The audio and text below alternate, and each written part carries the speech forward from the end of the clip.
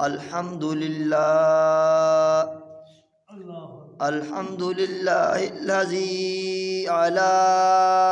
نعمائه الشاملة وآلائه الكاملة والصلاة والسلام على سيد الأنبياء والمرسلين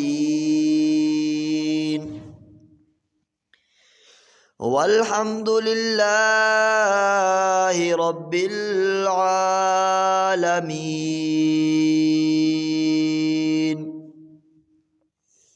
قال الله تعالى: القرآن المجيد والفرقان الحميد. أعوذ بالله من الشيطان الرجيم. بسم الله الرحمن الرحيم. ويعبدون من دون الله ما لا يضرهم ولا ينفعهم ويقولون هؤلاء شفعاؤنا عند الله قل أتنبئون الله بما لا يعلم ما في السماوات ولا في الأرض سبحانه وتعالى عما يشركون. وما كان الناس إلا أمة واحدة فاختلفوا ولولا كلمة سبقت من ربك لقضي بينهم فيما فيه يختلفون. ويقولون لولا أنزل عليه آية من ربه فقل إنما الغيب لله فانتظروا إني معكم من المنتظرين. صدق الله العلي العظيم. قال النبي صلى الله عليه وسلم: أفضل الذكر لا إله إلا الله وأفضل الدعاء الاستغفار أو كما قال النبي صلی اللہ علیہ وسلم. وَيَعْبُدُونَ اور وہ عبادت کرتے ہیں من دون اللہ اللہ تعالیٰ کے علاوہ ما اس مخلوق کی لا یضرہم جو ان کو نقصان نہیں پہنچا سکتی ولا ینفعہم اور نہ ان کو نفع پہنچا سکتی ہے. وَيَقُولُونَ اور وہ کہتے ہیں هَؤُلَاءِ شُفَعَاؤُنَا عِندَ اللَّهِ یہ ہماری سفارشی ہیں اللہ تعالیٰ کے پاس. قل آپ کہہ دیں اتنبئون اللہ کیا تم بتاتے ہو اللہ تعالیٰ کو بما وہ چیز لا یعلم جس کو وہ نہیں جانتا فی السماوات والارض آسمانوں میں اور نہ زمین میں. سبحانہ اس کی ذات پاک ہے وتعالی اور بلند ہے عما یشرکون ان چیزوں سے جن کو اس کے ساتھ شریک بناتے ہو. وما کان الناس اور نہیں تھے لوگ الا امۃ واحدہ مگر ایک ہی گروہ فاختلفوا پس انہوں نے اختلاف کیا. ولولا کلمۃ اور اگر نہ ہوتی ایک بات سبقت جو طے ہو چکی ہے من ربک تیرے رب کی طرف سے لقضی بینہم تو البتہ ان کے درمیان فیصلہ کر دیا جاتا فیما ان چیزوں میں فیہ یختلفون جن میں وہ اختلاف کرتے ہیں. وَيَقُولُونَ اور کہتے ہیں لولا انزل علیہ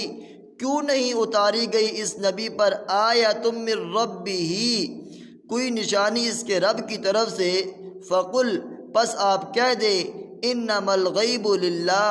پختہ بات ہے کہ غیب اللہ تعالیٰ کے لیے ہے جو غیب کا علم ہے وہ اللہ تعالیٰ کے پاس ہے. فانتظروا پس تم انتظار کرو، انی معکم من المنتظرین، میں بھی تمہارے ساتھ انتظار کرنے والا ہوں، انتظار کرنے والوں میں سے ہوں۔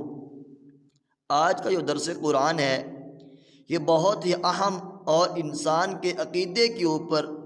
سب سے جو اہم بات ہے وہ انسان کا عقیدہ ہے۔ جس انسان کا عقیدہ درست ہوتا ہے ان کی ساری عبادات قبول ہوتی ہیں، جس انسان کا عقیدہ درست نہ ہو تو ان کی ساری عبادات بیکار جاتی ہیں۔ تو قرآن پاک کے بنیادی اصول اور بنیادی عقائد میں سے ایک عقیدہ توحید بھی ہے، یعنی قرآن کریم میں جو اصول اور عقائد بیان کیے گئے ہیں ان میں سے ایک اصل عقیدہ توحید ہے۔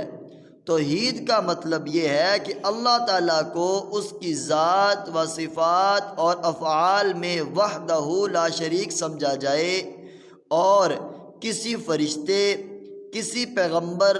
کسی ولی اور شہید کو اللہ تعالیٰ کی ذات و صفات اور افعال میں شریک نہ سمجھنا، اور یہ بات بھی ذہن میں بٹھائیں کہ جس طرح توحید ایک بنیادی عقیدہ ہے اسی طرح شرک کا رد بھی بنیادی عقیدہ ہے۔ ابھی عقیدہ یہ عقد سے ہے، اور عقد کے معنی گرہ لگانے کے ہوتا ہے۔ کتاب النکاح کے اندر آتا ہے النکاح ینعقد بالایجاب والقبول بلفظین،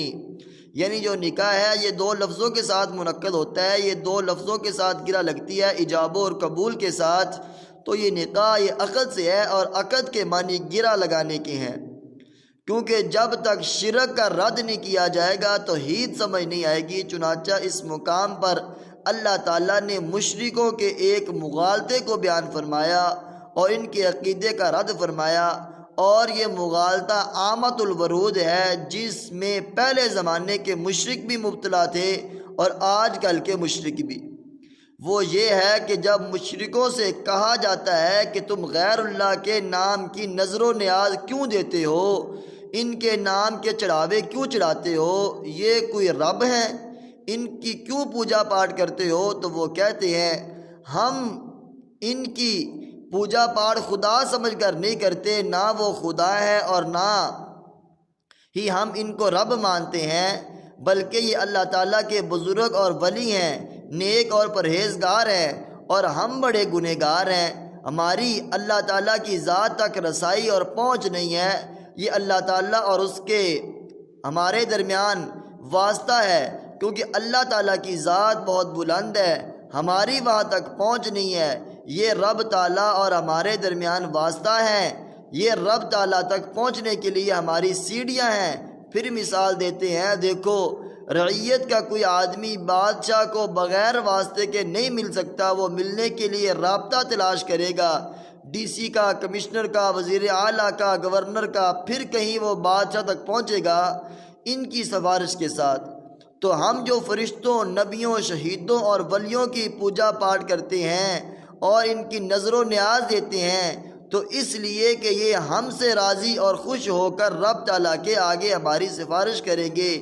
یہ بات ان میں سے وہ کرتے ہیں جو چالاک اور سمجھدار ہیں، ورنہ جو عام ہے وہ کہتے ہیں کہ اللہ تعالیٰ نے ان کو اختیار دیے ہوئے ہیں، ان کے پاس خدائی اختیارات ہیں، یہ سب کچھ کر سکتے ہیں، تو ہم اس لیے ان کو خوش رکھتے ہیں تاکہ یہ ہم کو فائدہ پہنچائیں اور نقصان سے بچائیں۔ سفارش کے متعلق بھی سمجھ لیں، سفارش دو قسم پر ہے، ایک ما تحت الاسباب سفارش کرنا،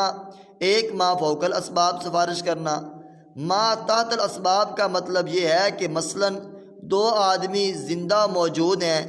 ایک دوسرے کو دیکھتے ہیں، ان میں سے ایک دوسرے کو کہتا ہے کہ آپ میرے لیے دعا کریں کہ اللہ تعالیٰ فلاں میرا کام کر دے، تو یہ دوسرا جو دعا کرے گا یہ اللہ تعالیٰ کے آگے سفارشی ہے،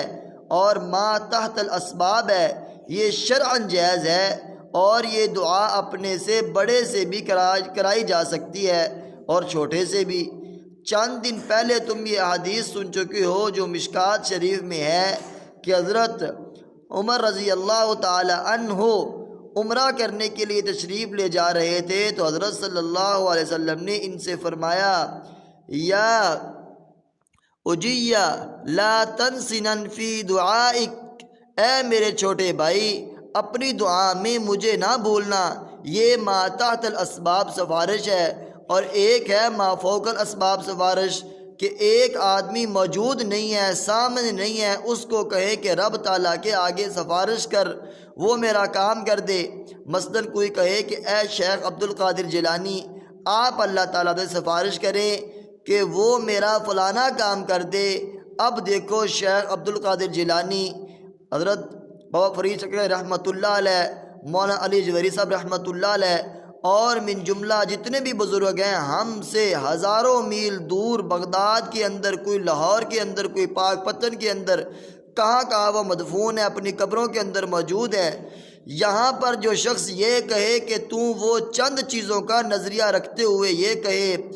اس کا یہ عقیدہ ہو کہ شیخ عبد القادر جیلانی حاضر و ناظر ہیں، مجھے دیکھ رہے ہیں اور میری بات سن رہے ہیں، یہ نظریہ رکھے گا وہ عالم الغیب ہے، جن میں ان کو پکارتا ہوں تو میری بات سنتے اور جانتے ہیں۔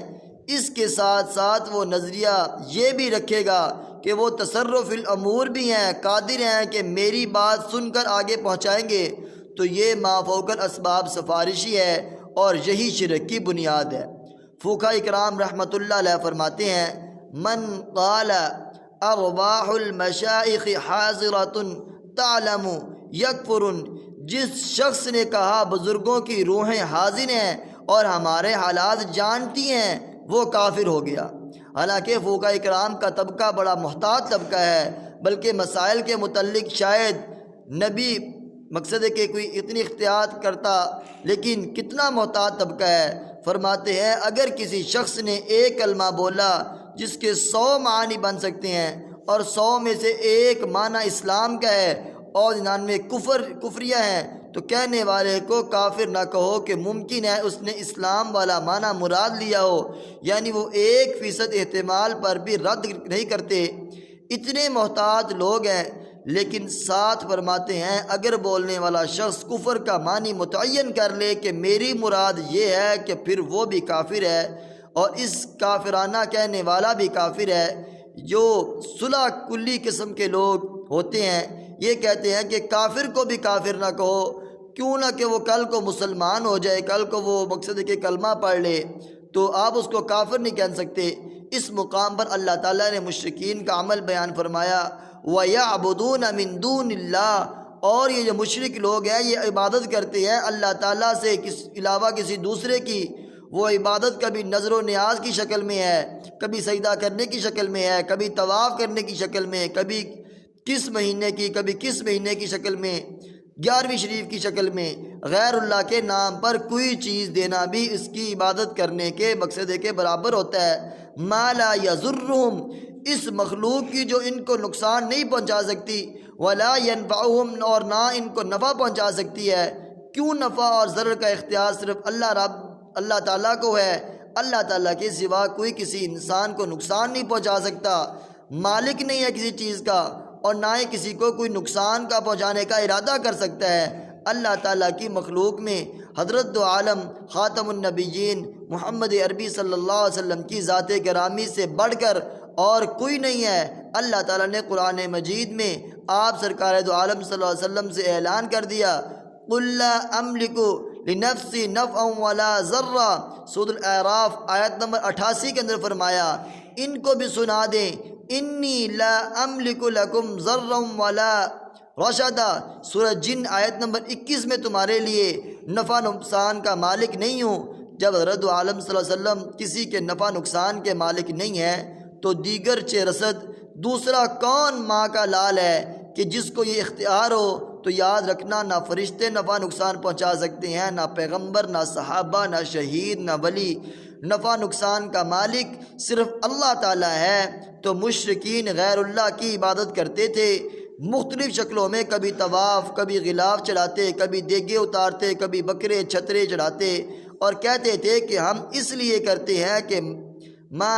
تعبدهم الا ليقربونا الى الله زلفا، سورہ زمر کی آیت نمبر 3 کے اندر آتا ہے، نہیں عبادت کرتے ہم ان کی مگر اس لیے کہ یہ ہمیں اللہ تعالیٰ کے قریب پہنچا دیں، یہ رب نہیں ہے۔ وَيَقُولُونَ هَؤُلَاءِ شُفَعَاؤُنَا عِندَ اللَّهِ، اور وہ کہتے ہیں یہ ہمارے سفارشی ہے اللہ تعالیٰ کے پاس، ما فوق الاسباب جو سفارش ہے یہی شرک ہے۔ فتاوی بزازیہ، الجزائر العقائد وغیرہ جو فقہ کے مستند کتابیں ہیں، اور ان میں جو مقصد کے فتاوی لکھے ہوئے ہیں، من قال ارواح المشائخ حاضرۃ تعلم یکفر، جو شخص یہ کہے کہ بزرگوں کی روحیں حاضر و ناظر اور ہمارے حالات کو جانتی ہیں، گویا کہ اس کا اسلام کے ساتھ کوئی تعلق نہیں۔ یہ بزرگوں کے متعلق حاضر و ناظر کا عقیدہ کل آپ حضرات کے سامنے کریں گے، لیکن ایک بات آپ کو بتلا دیں، کچھ لوگوں میں یہ مقصد ہے کہ بات ہوگی ہے، ان کا یہ نظریہ بن چکا ہے، ورنہ سب کا یہی نظریہ ہے، بزرگوں کے بارے میں علم الغیب اور محطت کل نظریہ بھی رکھتے ہیں۔ ان صلاتوں میں سے تم یہ جملہ بھی کہہ سکتے ہو، الصلاۃ والسلام علیک یا مختار ملک اللہ، اللہ تعالیٰ کے تمام ملک کا اختیار تمہارے پاس، اور شیخ عبد القادر جیلانی اور من جملہ جتنے بزرگ ہیں سب کے نظریہ یہ رکھتے ہیں۔ بھائی سوال یہ ہے کہ اگر سیدنا شیخ عبد القادر جیلانی رحمۃ اللہ علیہ اور دیگر بزرگ جو آپ مقصد کے میں نے نام لیے اختیار میں کچھ ہوتا تو پچھلے دنوں 30-35 حکومتوں نے عراق پر مسلمانوں کے مقصد کے فلسطین کے اوپر اتنے حملے ہو رہے ہیں، اتنے فلسطین والے ظلم و ستم کے اندر بیچارے تھے، اگر بزرگوں کے اختیار میں سب کچھ ہوتا تو فلسطین کے اوپر کبھی بھی اتنا ظلم نہ ہوتا، وہ ان کو بچا لیتے۔ خود ان کے روضہ اقدس پر بھی بمباری ہوئی اور بڑا نقصان ہوا، اس کے خلاف احتجاج بھی ہوا، انہوں نے معذرت بھی کی، لیکن اگر یہ سب کچھ میرے بھائیوں بزرگوں کے ہاتھ میں ہوتا تو اتنی بڑی جو جنگ تھی یہ کبھی نہ چھڑتی۔ یہاں سے انشاءاللہ تعالیٰ کل سے درس قرآن کا سلسلہ شروع کریں گے، تو عقیدہ توحید کے اندر رائے کے دانے کے برابر بھی کسی قسم کا شک اور گنجائش اور مقصد ہے کہ اس کے اندر کوئی ہیلا انسان کو اختیار نہیں کرنا چاہیے، بلکہ انسان کو عقیدہ توحید کے اندر پکا ہونا چاہیے، اور عقیدہ توحید بیان کرنے والا جو ہو وہ بھی کسی کی رعایت نہ رکھے، اگر وہ کسی بھی مسلک کا ہو، عالم ہو، کسی بھی مسلک کے اس کا تعلق ہو، تو وہ جب عقیدہ توحید بیان کرے تو صاف اور شفاف قرآن و احادیث کی روشنی کے اندر کرے، کیونکہ یہ بہت بڑا اہم مسئلہ ہے، کیونکہ عقیدہ توحید یہ وحد سے ہے، اللہ تعالیٰ کی ذات کے ساتھ اس کا مقصد ہے کہ یہ معاملہ جڑا ہوا ہے۔ اللہ تعالیٰ کی ذات جو بیان کرے تو اس کے اندر کسی بھی شک و شبہ کا ابہام نہیں رکھنا چاہیے۔ اللہ پاک مجھے آپ کو صحیح معنی کے اندر قرآن کے مطابق زندگی گزارنے کی توفیق عطا فرمائے۔ تو انشاءاللہ تعالیٰ کل کے درس قرآن کے اندر عقیدہ توحید کے اوپر پھر تفصیلی گفتگو ہوگی۔ وما علینا الا البلاغ المبین۔